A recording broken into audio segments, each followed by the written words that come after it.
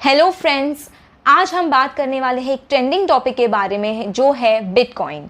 क्या आप उनमें से हो जो जानना चाहते हैं कि क्रिप्टो करेंसीज क्या होते हैं, कितने टाइप्स के होते हैं, क्या वो इंडिया में लीगल है और क्या आपको इसमें इन्वेस्ट करना चाहिए? और अगर ये सारे क्वेश्चन सुन के आपको सरदर्द होता है तो डोंट वरी, क्योंकि मैं इस वीडियो में ये सारी कॉम्प्लेक्स चीज़ें सिंप्लीफाई करके एक्सप्लेन करने वाली हूँ, तो वीडियो को एंड तक ज़रूर देखिए। Welcome back to our channel health and wealth. आज का टॉपिक है crypto currency and bitcoin. Video को सिंप्लीफाई करने के लिए हमने इसे 3 टॉपिक्स में डिवाइड कर दिया है। सबसे पहले हम कुछ इंपॉर्टेंट डेफिनेशंस जानेंगे, उसके बाद हम देखेंगे कि ये बिटकॉइन सचमुच में फ्यूचर है या गैम्बलिंग, और लास्टली हम देखेंगे कि क्या हमें इसमें इन्वेस्ट करना चाहिए या नहीं। सबसे पहले देखते हैं कि बिटकॉइन क्या होता है। बिटकॉइन एक टाइप की क्रिप्टो करेंसी है जो बहुत ही ज़्यादा फेमस है। जैसे डॉलर्स, पाउंड्स और रुपीस एक टाइप की करेंसी होती है, वैसे ही बिटकॉइन एक टाइप की क्रिप्टो करेंसी है जो कि डिजिटल है और डिसेंट्रलाइज्ड है और एक कंप्यूटर कोड के फॉर्म में एग्जिस्ट होती है। इसे हम वीडियो में आगे डिटेल में समझेंगे। अब जानते हैं क्रिप्टो करेंसी क्या होती है। क्रिप्टो का मतलब होता है डेटा एन्क्रिप्शन। जैसे कॉइन्स, नोट्स और कार्ड एक मीडियम ऑफ एक्सचेंज होता है फॉर करेंसीज, वैसे ही क्रिप्टो करेंसी एक मीडियम ऑफ एक्सचेंज होता है फॉर बिटकॉइन। डेटा एन्क्रिप्शन की वजह से हमारे ट्रांजैक्शंस बहुत ही सेफ होते हैं। नेक्स्ट है ब्लॉकचेन। ब्लॉकचेन एक ऐसी टेक्नोलॉजी है जिसकी वजह से क्रिप्टो करेंसी एग्जिस्टेंस में है। अगर हम इसे सिंपल लैंग्वेज में समझे तो कोई भी फाइल सिर्फ सर्वर में ना सेव होके सर्वर के साथ सारे कंप्यूटर्स में भी सेव हो, इस टेक्नोलॉजी को ब्लॉकचेन बोलते हैं। और अगर हम ये सारी चीज़ें समराइज करें तो 2 चीज़ें एविडेंट है। सबसे पहले मनी के कुछ ऐसे प्रिंसिपल्स जो हमें कभी सिखाए नहीं गए हैं, और सेकेंडली एक ऐसी टेक्नोलॉजी जो बहुत ही नई है। और अगर हम ये दोनों चीज़ें कंबाइन करें तो किसी के भी सर में दर्द हो सकता है। इसीलिए हम 1 बाय 1 करके ये दोनों चीज़ें समझेंगे। सबसे पहले देखते हैं मनी के प्रिंसिपल्स।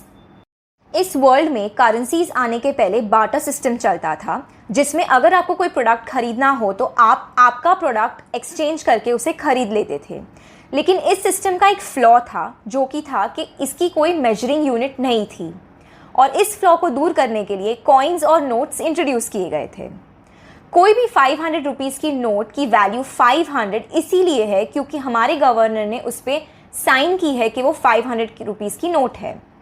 लेकिन इस सिस्टम के भी 2 फ्लॉज है। सबसे पहले है एक्सेस पावर।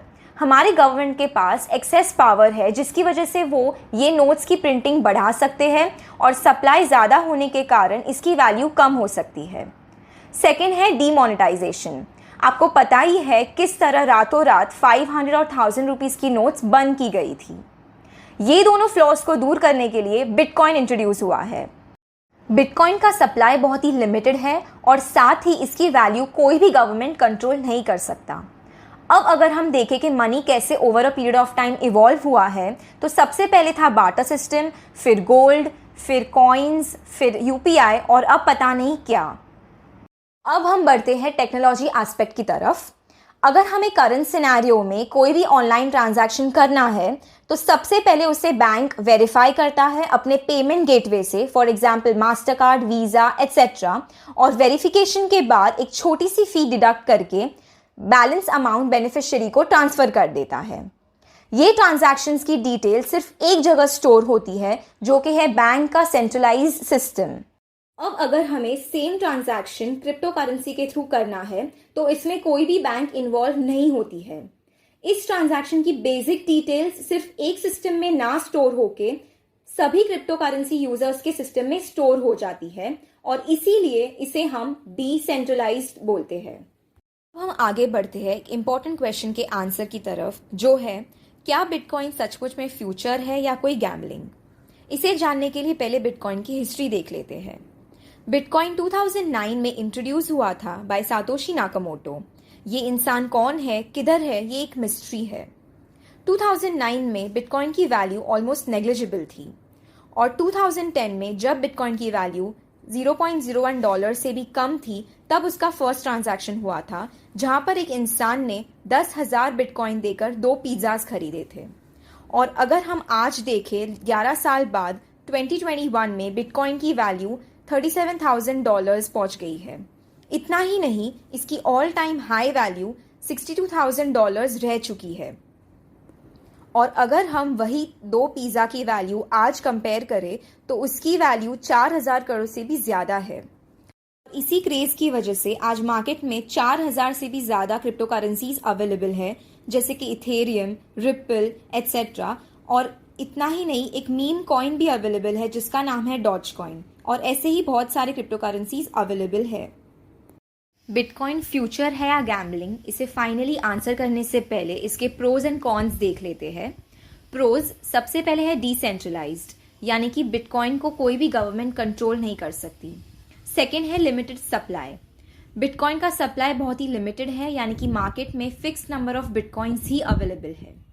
थर्ड है maintenance of records, unlike banking, bitcoin के थ्रू जो ट्रांजैक्शन होता है उसकी बेसिक डिटेल्स सभी के पास रिकॉर्डेड होती है। नेक्स्ट है कॉन्स, सबसे पहले है एक्सेप्टेबिलिटी। इंडिया में बिटकॉइन मीडियम ऑफ एक्सचेंज के लिए एक्सेप्टेड नहीं है, लेकिन वो टाइम बीइंग के लिए इन्वेस्टमेंट के लिए एक्सेप्टेबल है। सेकेंड है प्राइस वेरिएशंस, बिटकॉइन की प्राइस वैल्यू स्टेबल नहीं है, यानी कि बहुत ही फ्लक्चुएट होती है और इसीलिए वो करेंसी के जैसे यूज नहीं हो सकती। थर्ड है अनस्टेबल फ्यूचर, गवर्नमेंट बिटकॉइन को कभी भी बैन कर सकता है और इसीलिए इसका फ्यूचर अनस्टेबल है। लास्ट है एब्सर्ड वैल्यूएशन, बिटकॉइन की वैल्यूएशन कोई भी एसेट से बैक्ड नहीं है, इसीलिए bitcoin is a mix of both, यानी कि ये फ्यूचर भी हो सकता है लेकिन इसमें गैम्बलिंग के भी गुण है। अब हम एक इम्पॉर्टेंट स्टैटिस्टिक्स की तरफ बढ़ते हैं। ये हमारे चैनल का स्क्रीनशॉट है।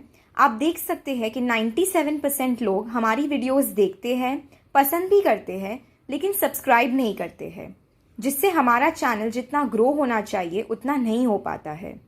इसीलिए आपसे एक छोटी सी रिक्वेस्ट है, अगर आपको हमारी वीडियोस अच्छी लगे तो उसे लाइक कीजिए, शेयर कीजिए, सब्सक्राइब कीजिए और बेल आइकन ज़रूर प्रेस कीजिए। जब सब्सक्राइबर काउंट्स बढ़ते हैं तो हमें बहुत ही ज़्यादा खुशी मिलती है और जितनी मेहनत एक वीडियो में बनाने में लगती है वो सफल हो जाती है। अब हम वीडियो के एंड पार्ट की तरफ बढ़ते हैं, जिसमें हम देखेंगे कि क्या आपको क्रिप्टो करेंसीज में इन्वेस्ट करना चाहिए या नहीं। अगर आप रिस्क एवर्स इन्वेस्टर हैं, यानी कि मार्केट के गिरने से आपको टेंशन आता है, तो आपको सिंपली म्यूचुअल फंड्स या डेट फंड्स में इन्वेस्ट करना चाहिए, depending on your risk type, क्योंकि क्रिप्टो करेंसीज में रोज का 5 to 10% मूवमेंट बहुत ही नॉर्मल है।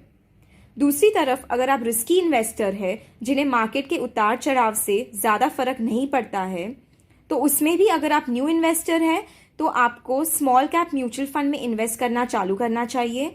लेकिन अगर आपके पास ऑलरेडी इन्वेस्टमेंट्स हैं तो आप 2 to 5% of your portfolio crypto currencies में इन्वेस्ट कर सकते हैं। लेकिन आपको एक बात याद रखनी है, आपको एक फिक्स्ड अमाउंट रेगुलर इंटरवल पे इन्वेस्ट करना है, irrespective of the price fluctuations. I hope आपका बिटकॉइन का कॉन्सेप्ट क्लियर हो गया होगा।